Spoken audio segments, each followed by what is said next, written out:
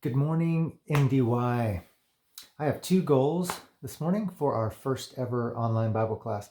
One is to be very brief, and number two is to be really encouraging to you and for your life.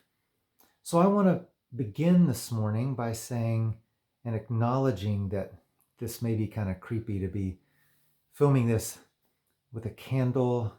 Maybe it looks like a horror movie or something, but I have a very important reason for using this for our lesson this morning. I want to go to one of the parables of Jesus as we've been studying recently in our Bible class. And if you would take out a Bible and turn to Matthew chapter 5, we're going to read this by candlelight.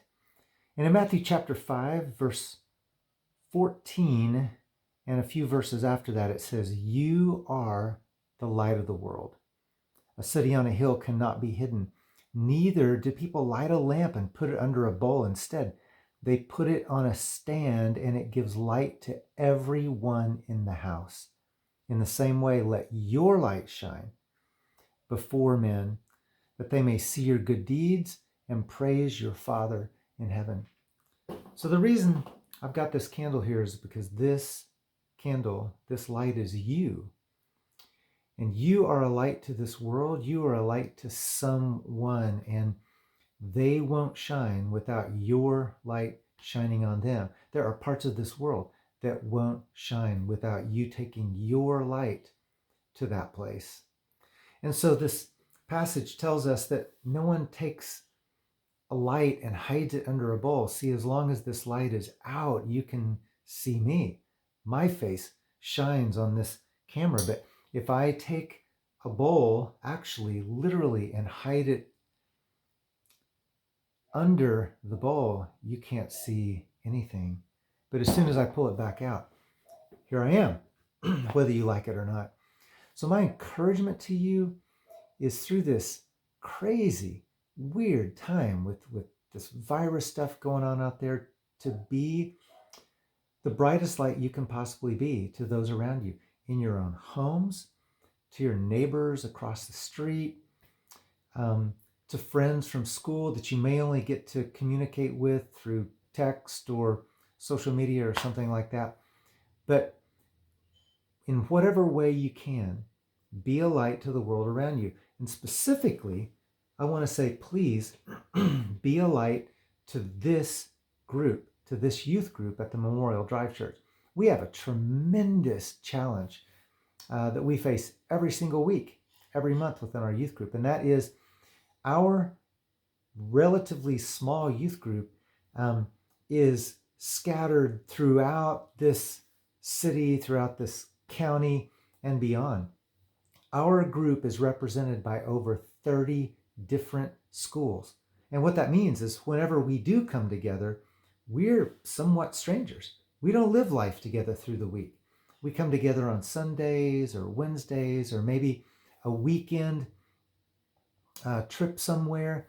And except for those times, we aren't spending time together. So it's even more important that whenever there's an opportunity for our group to be together, that we take advantage of that opportunity, because someone in this group may need your light to shine on them. They may need your light of encouragement, for your face, just to brighten their day. And you know what that's like. You know what it's like to walk into a room and see someone happy to see you, and then turn that around. You know what it's like when you're excited to see another person, when there's that individual or that person that is a light in your life. And so, since we all know what that's like, it's very important that we make every attempt to be that for someone else. So, like this afternoon, 5 o'clock, we're going to have a Zoom group meeting with our youth ministry just to check in and say hey to each other, see each other's faces.